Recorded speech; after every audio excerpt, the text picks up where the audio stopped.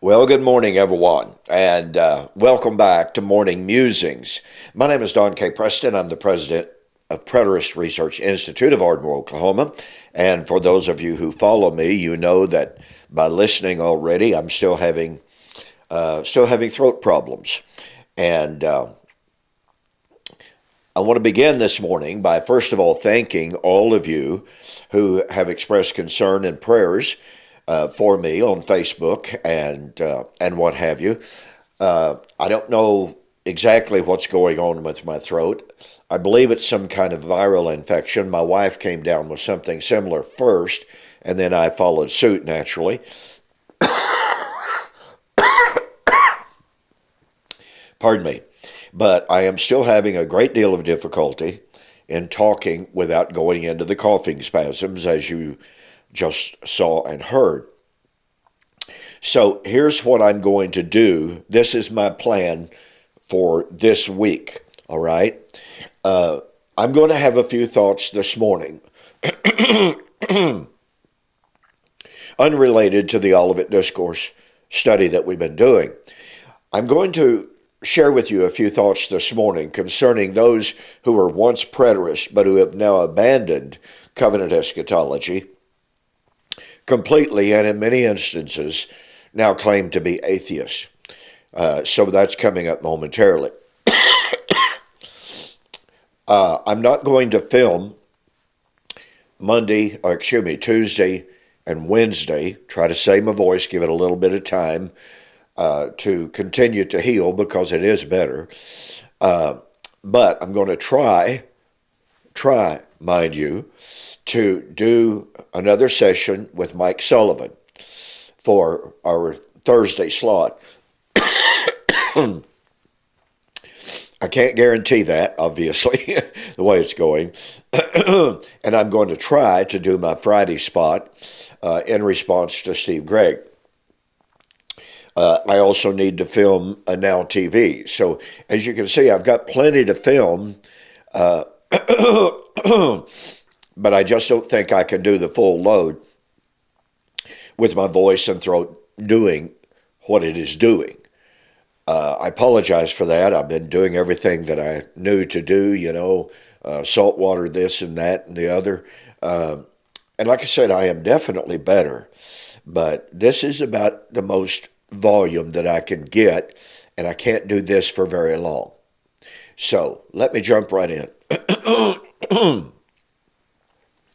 Over the last little bit, I've been contacted by several people expressing concern.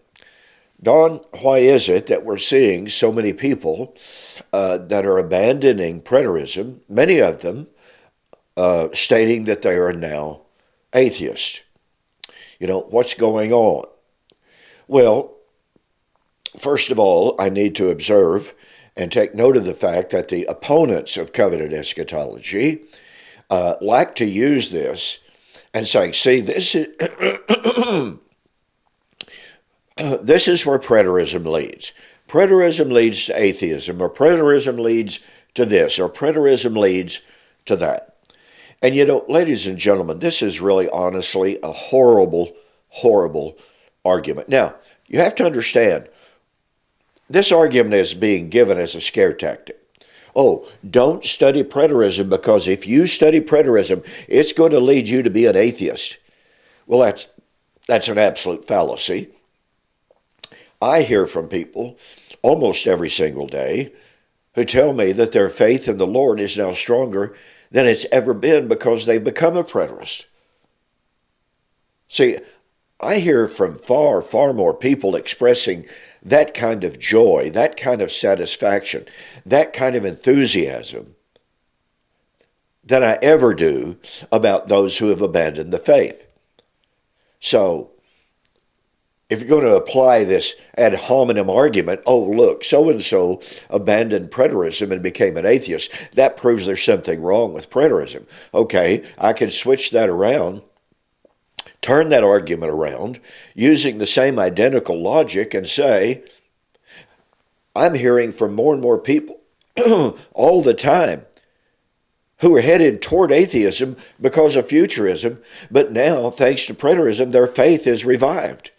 They love the Lord more than they ever have. Therefore, full preterism is fully vindicated and validated. So, once again, the so-called logic behind this objection and behind this concern is a flawed logic, even though the enemies of covenant eschatology will continue to make it. But let me make a couple of observations. Should we be concerned about that? Well, obviously we should. We ought to be concerned when anyone abandons the faith for whatever reason whatsoever. But does the fact that some former preterists, and I can name names, but that's not relevant, should we be concerned, and is it saying something about the preterist movement, the preterist doctrine, because of the fact that some have abandoned preterism and become atheists? They've completely left the faith. Well, consider this, if you will. When Jesus was on earth, in John chapter 6, Jesus said, "Except a man eat my flesh and drink my blood, he cannot enter the kingdom of heaven." What? When Jesus said that, many of those who had been following him departed and never followed him again.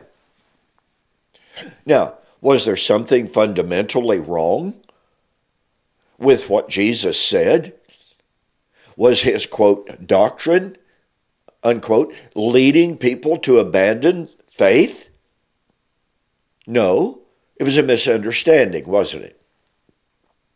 In Matthew chapter 24, we're told that in the first century, Jesus was predicting events prior to the fall of Jerusalem in AD 70. And he said false prophets would arise and lead away many. And then Jesus said, because iniquity will abound, the love of the majority will grow cold. Now, I understand that there are those, and it's a tempting view, I must admit. I'm not 100% convinced it's the proper view at this point, but many people say, well, when Jesus said the love of the majority will grow cold, then that's talking about Jews losing their faith. And this major apostasy from Judaism would take place in the first century. Well, okay, then let's run with that premise. Would the fact that Jesus said the majority of believers, i.e. Jews, would grow cold and abandon the faith, did that prove that Judaism itself was false? No, God delivered that quote, religion. But if it applies to Christians, and I still tend to believe that, was Jesus saying that since the love of the majority would grow cold, and that's the New American Standard Version, by the way, would that prove that the gospel itself was flawed and false? I mean, after all, you got all these people, you got the majority of these people abandoning the faith. There must be something wrong with the faith of the gospel, right? No. Nothing wrong with the gospel. And consider this. In Luke chapter 18, Jesus foretold that in that generation, severe persecution was going to arise. He urged his apostles to pray fervently. And he said, when the Son of Man comes, will he even find faith on the earth? Now, there's no question whatsoever. This is talking about Christians being persecuted. And he says, when the Son of Man comes, will he even find faith on the earth? Folks, that's incredible. So here's Jesus saying that at his coming, where would any Christians be? Where would any faithful be? Okay, since Jesus is very clearly saying that the majority, and I correlate and conflate Luke 18 with Matthew 24:12, was Jesus saying, there's something wrong with faith in me, ladies and gentlemen. There's something wrong with what I teach, or else the majority would not abandon it. Paul in Galatians chapter 1, 6 and following, said, I marvel that, writing to the entire body of the churches in the Galatian area, I marvel that you, that's all those churches, are so soon removed from him who called you into grace unto another gospel, which is not even another gospel. But there are some who would trouble you. So here's Paul, writing in 49 AD, for crying out loud, less than 2 decades after Jesus ascended to the Father, dealing with a mass apostasy. Was there something wrong with what Paul taught? Was the gospel itself wrong to allow these people to abandon the faith? Now somebody says, well, they weren't becoming atheists. Well, the end result was the same. That's what's critical. So the question is this, ladies and gentlemen. If in the very first century, when Jesus was on earth, walking, talking, performing miracles, and yet some of his own disciples abandoned him. I mean, after all, what about Judas, right? Does the fact that Judas betrayed Jesus to the Pharisees, Sadducees, and Jewish leaders, does that prove that there was something wrong with Jesus? Somebody might say, well, the majority of the apostles didn't abandon him. Okay, thank you. Guess what? The majority of preterists haven't become atheists either. So the question is, if in the first century when Jesus was on earth, manifesting himself as the Son of God through miracles, signs, and wonders which he did, which were undeniable, which were absolutely infallible, nonetheless, if some of his own apostles and if some of his followers abandoned him to go back into the world, does that prove there's something wrong with Jesus himself, the Son of God? Folks, if people abandoned Jesus, the Son of God, while he was here on earth because they were offended because of him, should we expect anything less today among those who are, quote, believers in the preterist paradigm? Now look, we could talk about motives all day long. It wouldn't be overly relevant, although in some cases I think it is, as to the motives of some of these individuals who have abandoned preterism. There are certainly some things that could be said about that, but again, I'm not going to. So I think you can see the point. If even during his personal ministry, some of Jesus' own apostles and disciples, this is the Son of God, manifested in the flesh, and yet his own followers abandoned him. And if the churches that Paul the Apostle personally established, and established by the performance of miracles, for crying out loud, if those very churches were abandoning the gospel, was there something wrong with the gospel?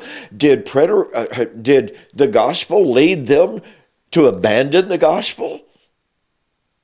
You see, again, ladies and gentlemen, the logic here is not good logic. It is an ad hominem logical fallacy that has no probative value whatsoever. Now, I can feel my voice getting weaker by the moment, so let me conclude.